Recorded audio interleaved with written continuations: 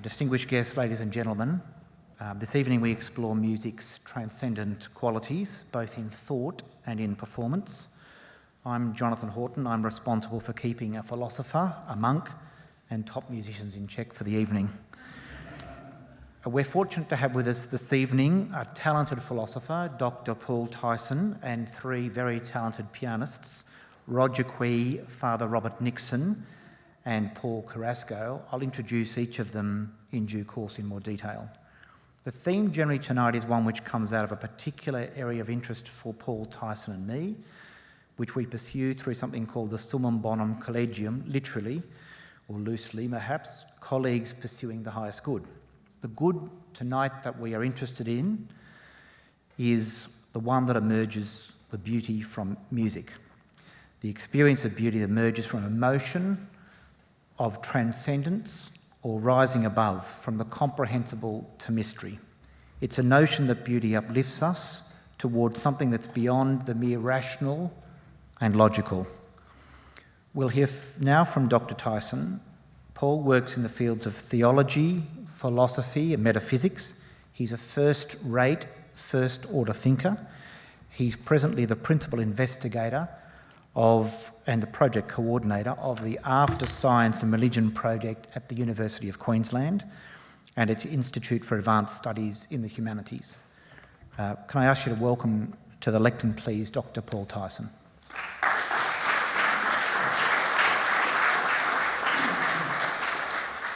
Wonderful. I can't see any of you people up there, so I'm just going to look at my notes and hope that you find it good.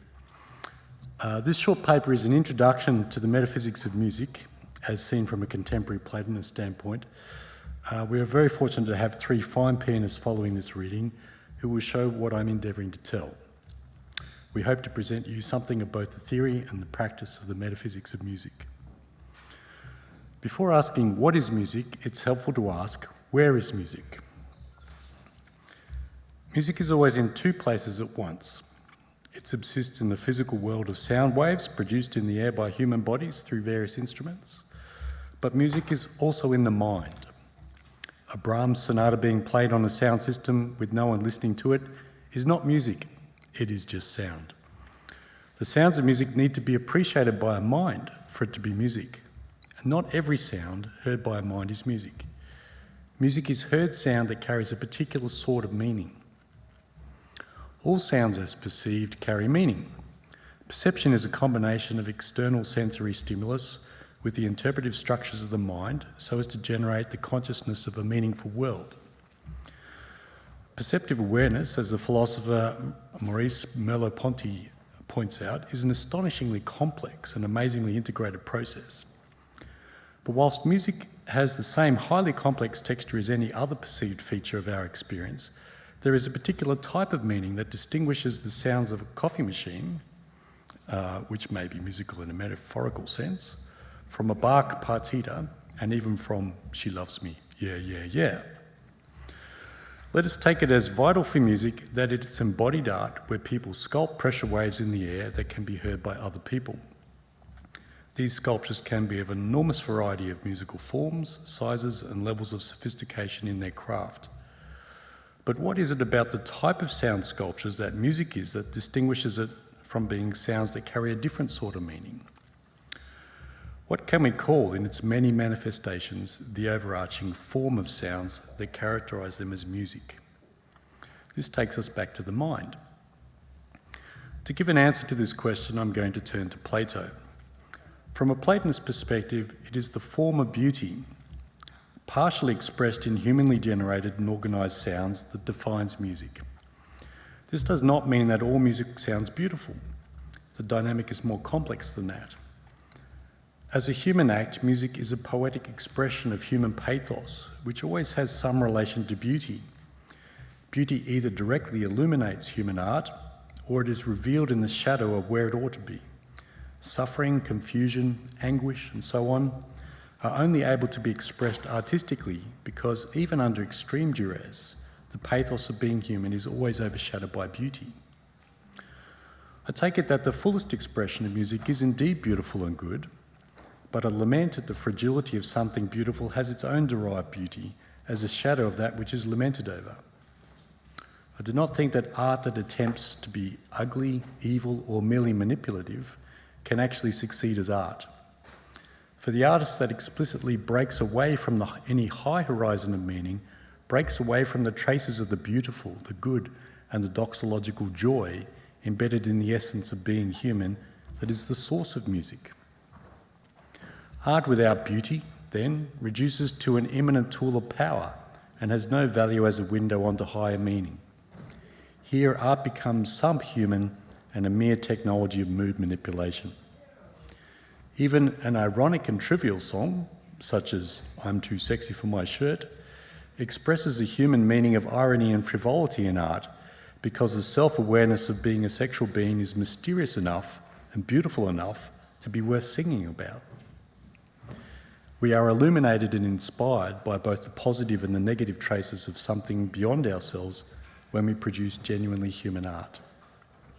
That something, as Plato sees it, is the form of beauty, and beauty is grasped in the mind.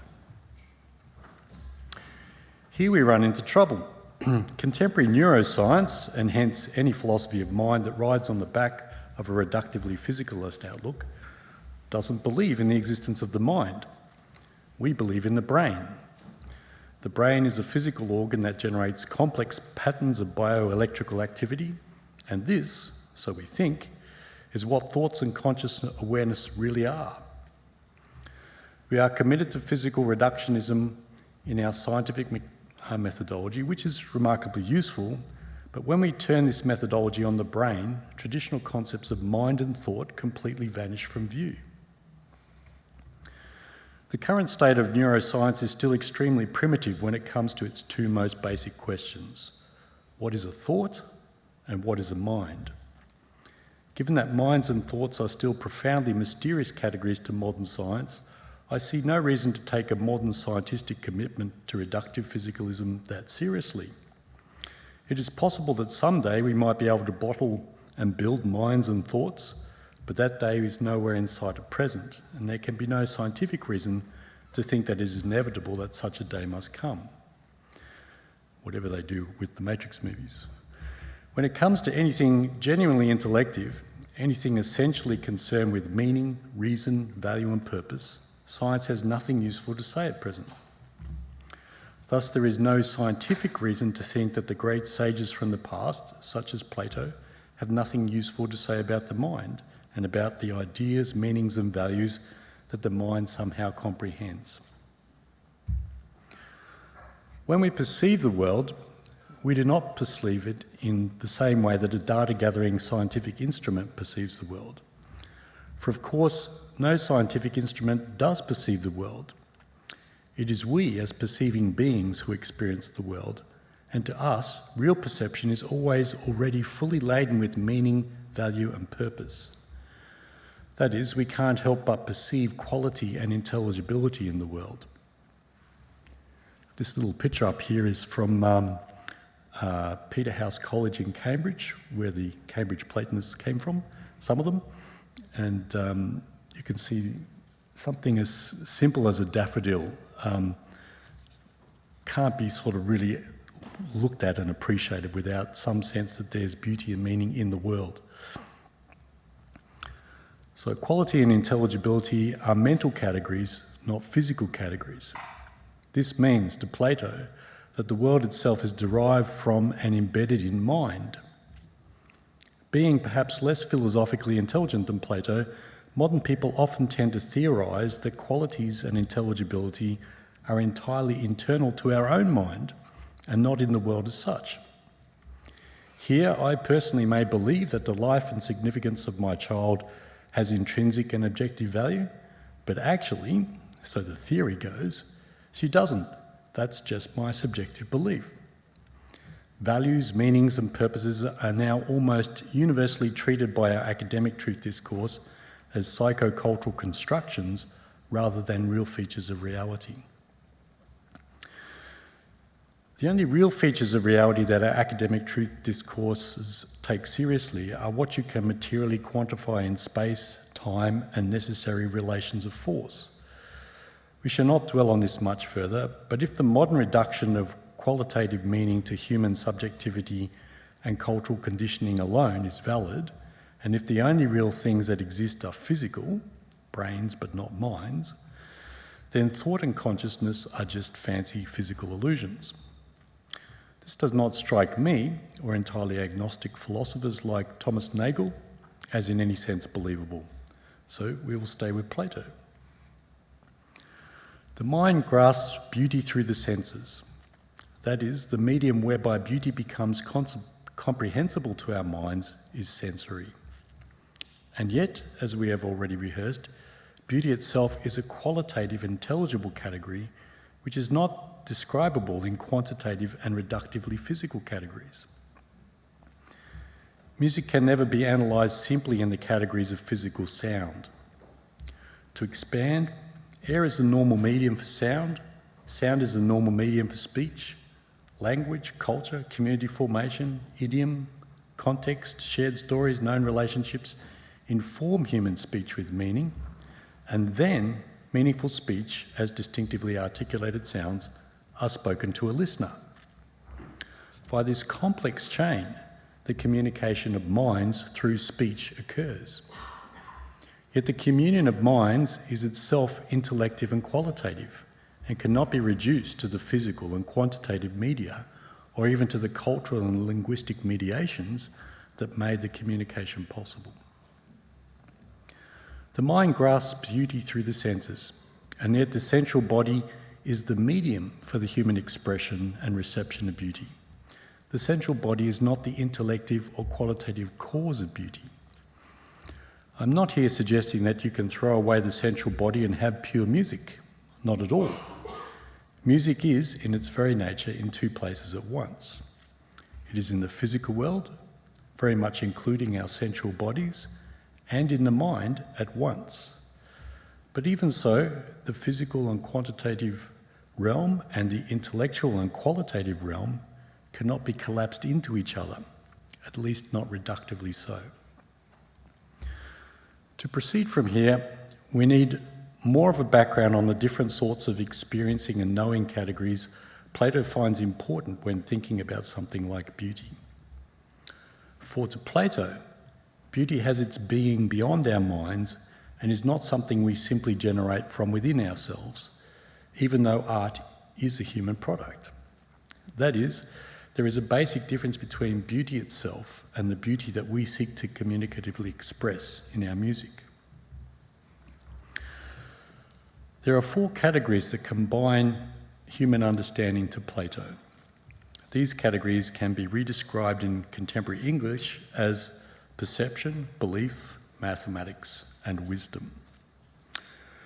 Plato takes it as given that these understanding categories are integrated in experience, just as we have 5 senses, but we experience only one unified sensorium. Even so, serious trouble results from category errors as regards what we expect these different modes of understanding to do. Drawing on Plato's divided line analogy, these categories can be pictorially represented as follows. So if you read Plato's Republic, there's a little section which I've described up there, 509D to 511E, where the divided line analogy is described. And I've represented his analogy like in this way here. Now, the actual words he uses, the 4 categories are noesis, dianoia, pistis, and acasia, and how I get them to mean wisdom, mathematics, belief, and perception, you can find out if you want to read the paper, which will be available if you request it. But the basic idea here is imagine a line which has a division in it. So the large, longer black line is the division in this line that goes from bottom to top. It's not an equal line. There's a difference in proportion between the bottom and the top. And in the bottom, it has 2 sections of a particular proportion. In my picture, it's a 2-to-3 ratio. Perception to belief is, perception is 2 centimetres long, belief is 3 centimetres long in my original diagram. And then this same ratio, 2 to 3, is above the line, mathematics and wisdom. So Plato's trying to point out that these 4 different categories are related to each other by analogy and by proportion, even though they're separate categories. So the way in which the different categories work together and do different things is something we'll unpack as we go. Let us look briefly at each of Plato's 4 categories. Perception, which you can see green at the bottom there, is to Plato the lowest form of understanding. This is because the spatio-temporal manifold that we experience is inherently hard to know, embedded as it is in a complex dynamic of flux, contingency, and non-mental determinism. That is, the world we live in is governed by the physical principles of change, chance, and sometimes brutally meaningless necessity. Even so, the perceivable categories of empirical observation are compatible with mental categories of measurement and logic. This is why I've made perception and mathematics both green. These 2 things slot together very nicely, even though one being below the line, what's below the line is what's visible to the human eye, what's above the line is what's visible only to the mind. So an intellective category, mathematics, can work very neatly with a perceptive category, perception, and this is the basic building block of how we get sort of science. The perceivable categories of empirical observation are compatible with the mental categories of measurement and logic. Combining careful observation with mathematics gives us a good common sense account of the perceived physical world. In other words, perception and mathematics teamed up can provide a functionally clear and instrumentally useful knowledge of the tangible world, roughly equivalent with what we now call science. But notice, this move combines a sensory understanding category with a mental understanding category. In modern philosophy, what we might call empiricism and rationalism can be teamed up in order to grasp how physical reality works, and this knowledge can be applied as effective technological power. Before proceeding with Plato's other understanding categories, we need a short excursion into a surprisingly demanding question: what is science? To avoid misunderstanding what Plato is saying about belief and wisdom.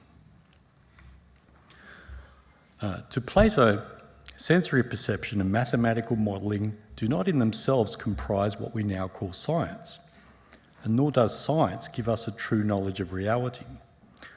The thing that makes science more than just a set of observations tied together with a set of mathematical correlations is theory.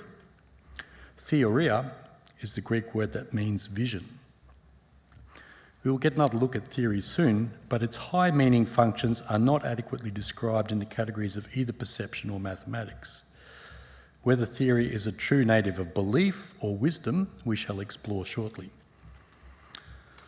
But there is always a theory about the question, what is nature, that is required if we are to intelligibly interpret the meaning of mathematically modelled perception. Put the other way around, there is always a unifying mental vision that can see meaning in mathematically organised perception. Theoretical vision is necessary to produce understanding frameworks that fill out a natural philosophy. Science cannot exist without scientific theories. Modern science carefully collects and quantifies perception data and then crunches the numbers, describing those quantities, behaviours and relations of measurable force. This often looks like it's a theory-free enterprise, which is then theorised by scientists. But theory and practice are not so easily separated as we might think. The very data you are looking for and the very ways in which you quantify it and prepare it for analysis are theoretically shaped. In important regards, theory is inextricably entailed in perception, even in perception of the most immediately experienced and non-linguistic kind. Equally, theory is inextricably entailed in any move from a pure mathematics back to the interpretation of any natural phenomenon. At this point, I'm simply going to say that for Plato, what we mean by a scientific theory belongs to belief and opinion rather than to wisdom and knowledge. Why this is so will become clear, when we get a better grasp of how Plato understands belief and wisdom. To Plato, belief is integral with physical and sensory-based experience, with culture, with the contingencies of time, place, relationships and chance. For this reason, belief is not knowledge. Any belief that we might have about the nature of spatio-temporal reality remains beliefs rather than knowledge.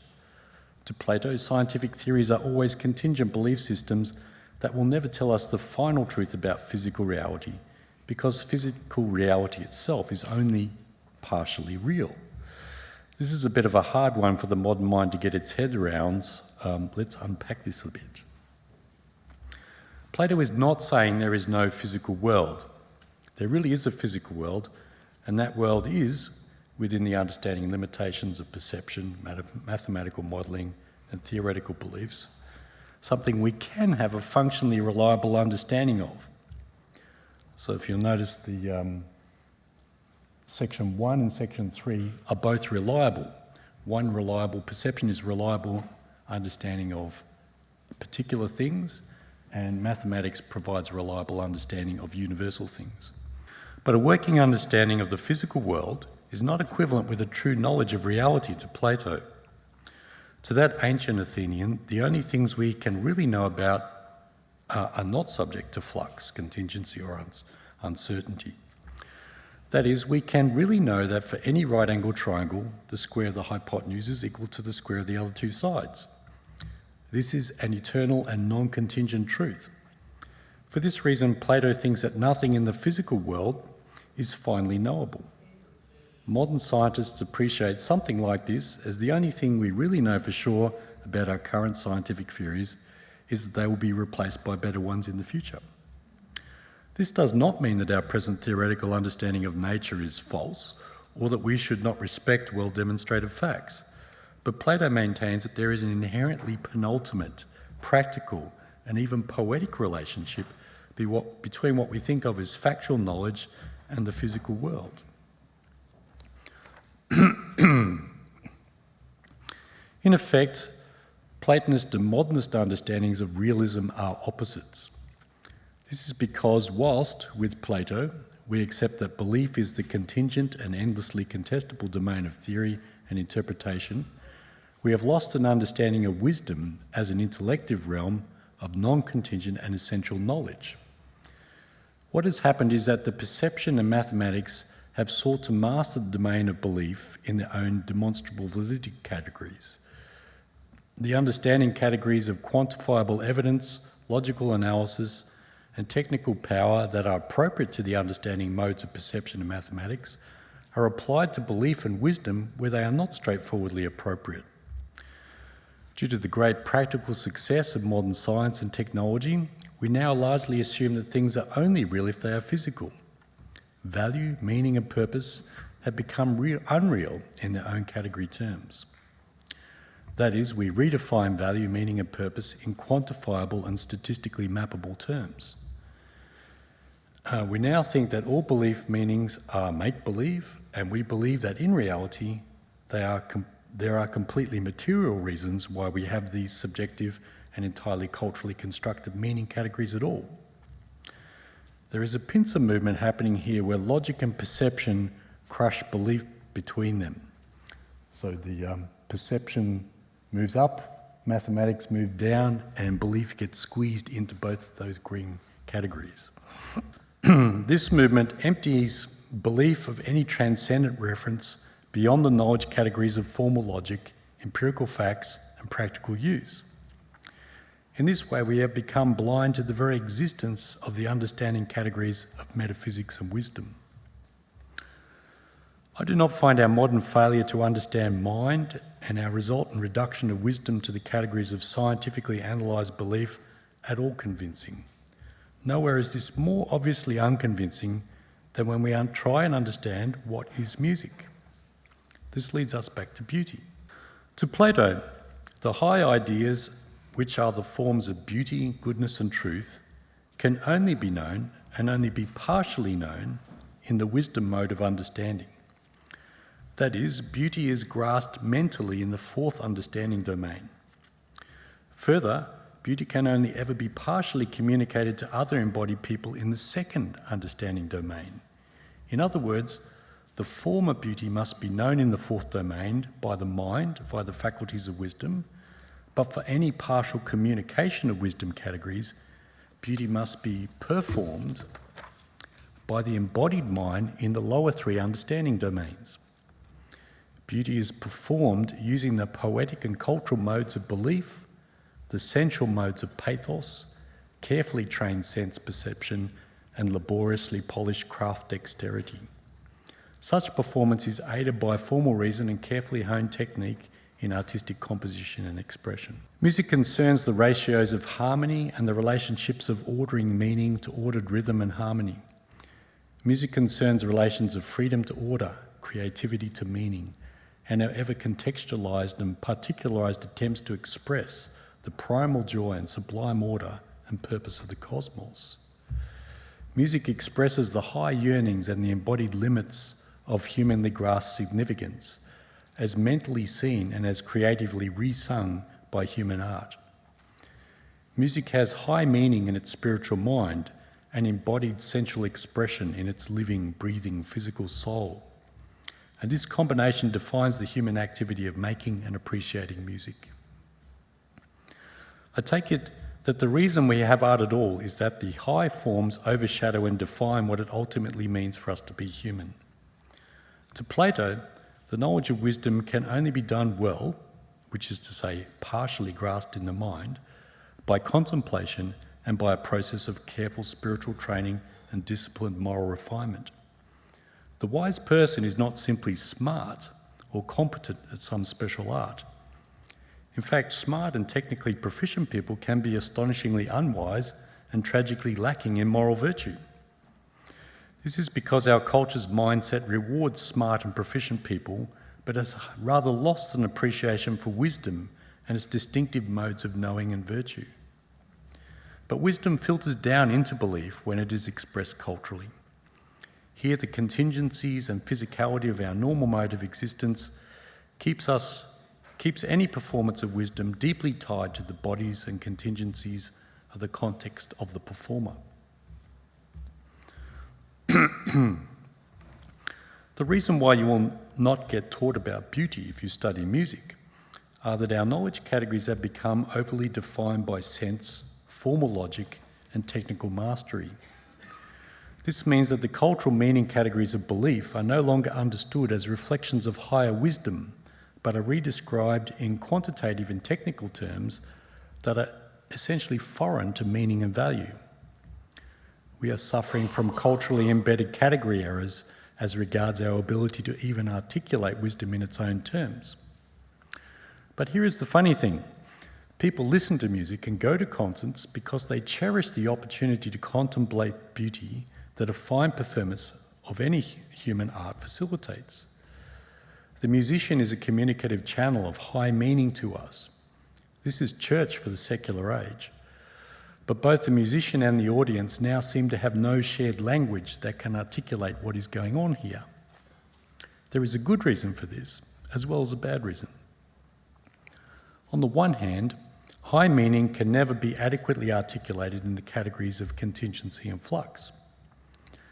That is, the essential meaning of beauty remains above us, and our poetic creations seeking to articulate some measure of beauty are always less than beauty itself. Positively stated, the uniquely human, sensual and particularised expression of some partial vision of high meaning is the way we communicate beauty to each other. Herein lies the glory and the limits of human art. That we have no adequate articulation of what beauty itself is true to the high nature of beauty. But we must always approach our attempt to articulate and express the vision of beauty from within the spatio-temporal manifold in which we are located. We exist in a dynamic and transitory manifold of contingency, flux, history, language and culture. The way music without words bypasses some of the limits of linguistic expression is central to why music cannot be translated into descriptive language. The creative ordering of notes and sound textures partially express both feelings and knowings that are inexpressible in propositional language. The role of music in ritual and in worship from time out of mind is appropriate, as the high things have meanings shaped by high knowledge that cannot be articulated in empirically, rationally, or pragmatically communicable categories. Yet there is a downside to the way music has now largely escaped all ties with any culturally shared attempt to articulate wisdom. A musical performer is now at risk of being thought of as simply a highly skilled technician. A musician can now be thought of as a great simply because they are an elite athlete as a musical performer. What makes a concert worth attending is that the performer can do things, like an Olympic athlete, that ordinary people cannot. The meaning of music itself becomes backgrounded to technical elitism. This very possibility is symptomatic of a sad degeneration of liturgical consciousness in our culture. And liturgical music put in the concert hall, such as Bach's B minor Mass or Handel's Messiah, is now strangely divorced from its high-meaning context as a function of worship. We don't seem to know what music is liturgically for anymore. We conclude with where we began.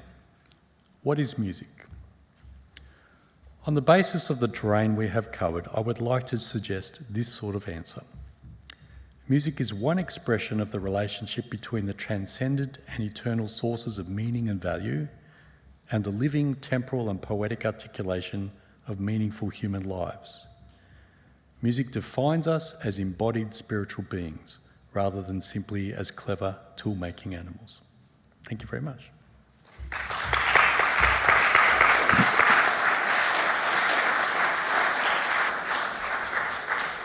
Thank you very much, Paul. Paul's paper is available if you email us and can be provided in that form.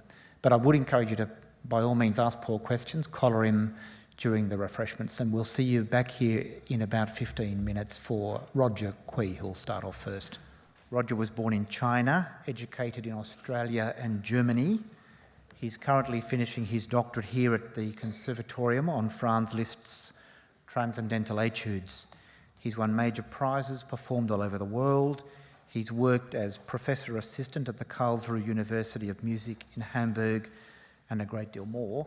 He will perform tonight, I won't attempt the French, after a reading of Dante, Fantasia Quasi Sonata by Franz Liszt.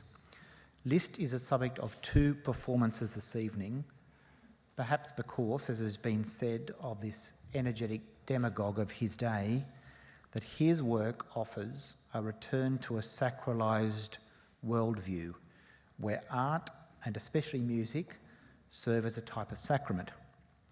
Let's hear from Liszt now through his medium. Roger Kui, I ask you to welcome Roger.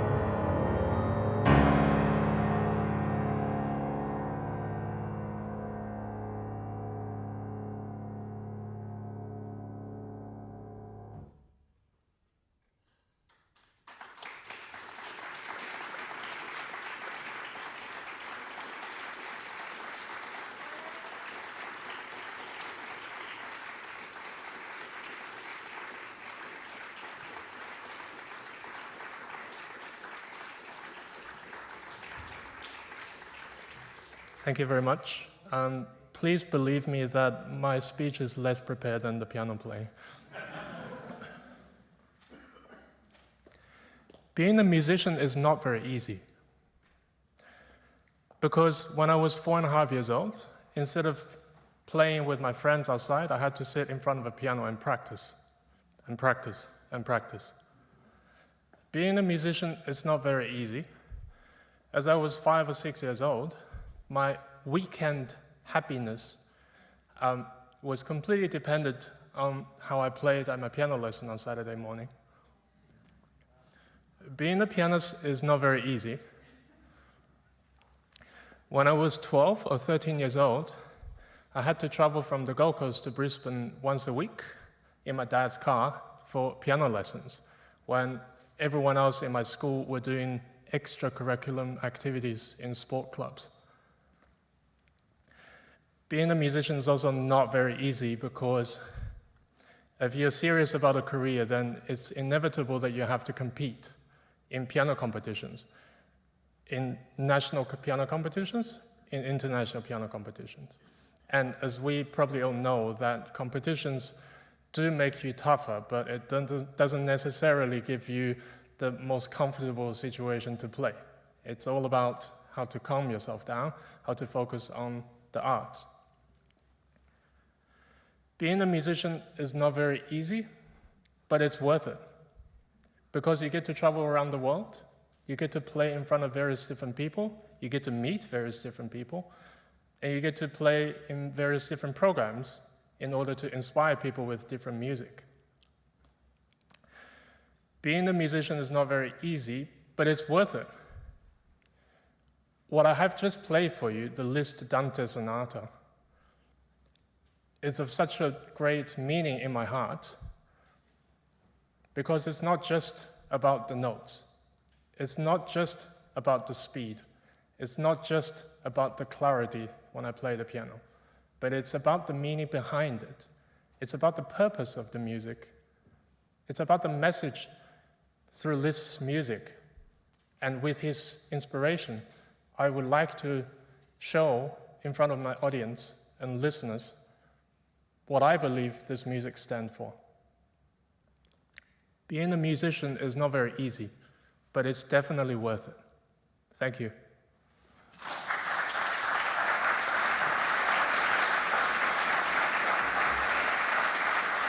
Thank you, Roger, and we're very fortunate to have musicians like you and others who are so dedicated.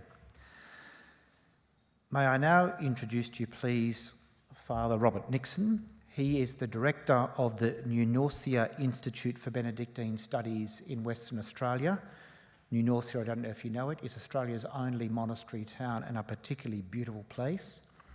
He also serves as liturgy coordinator to the monastery there. He's been both a professional musician and educator. He's a fascinating person.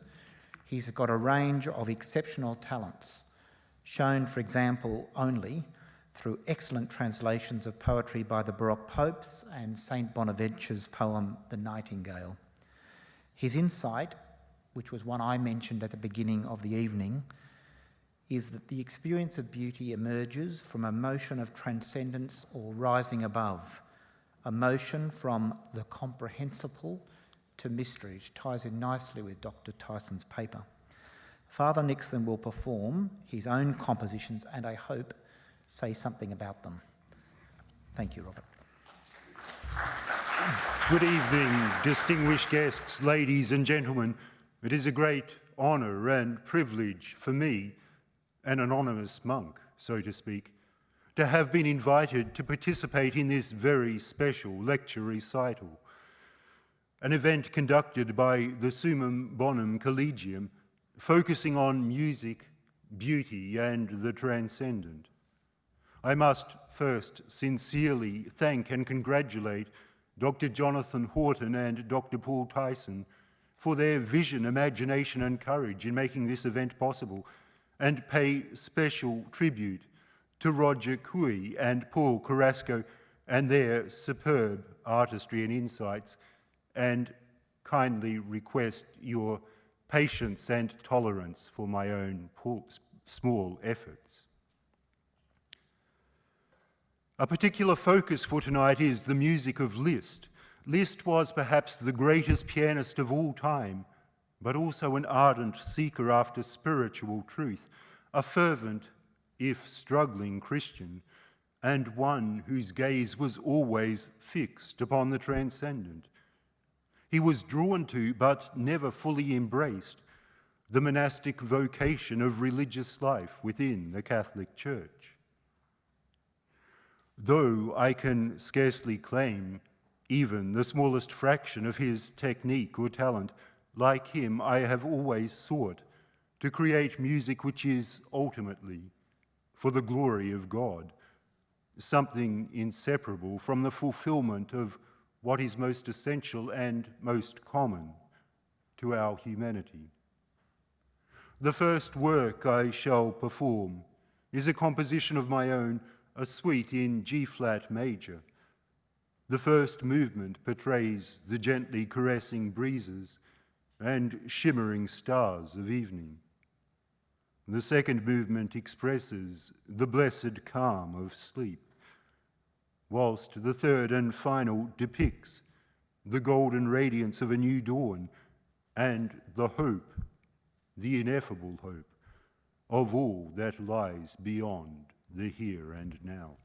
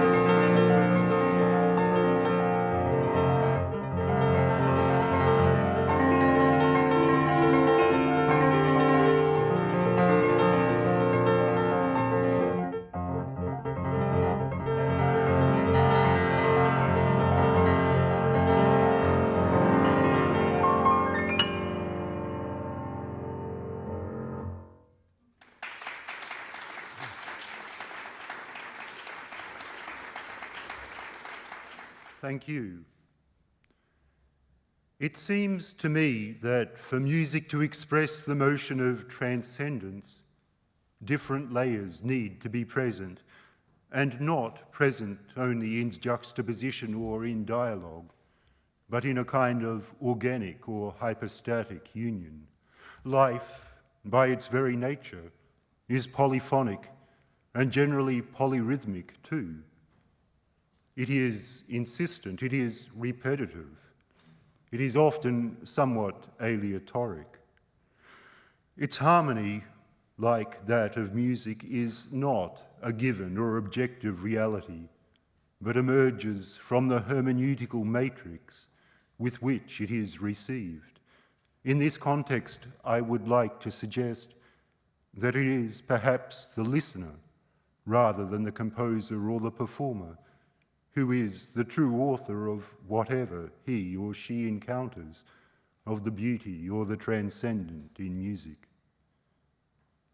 My next composition is two preludes.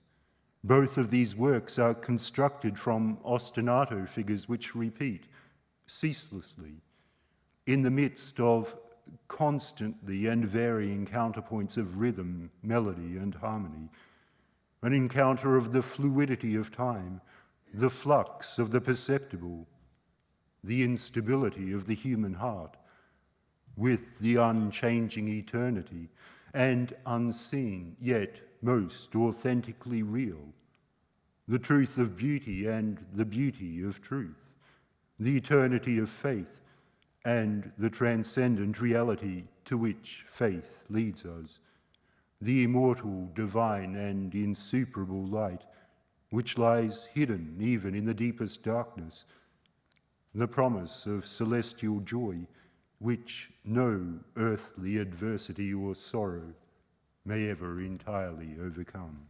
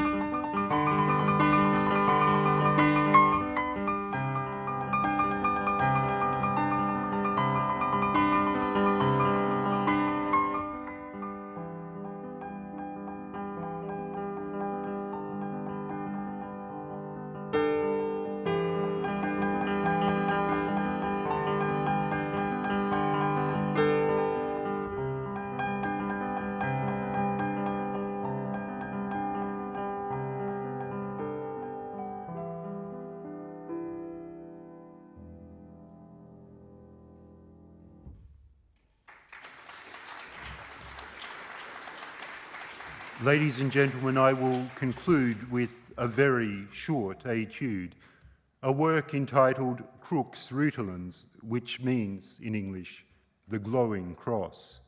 It is a work which employs but a single technical device and a very narrowly circumscribed range of the keyboard, no more than 7 notes, in fact.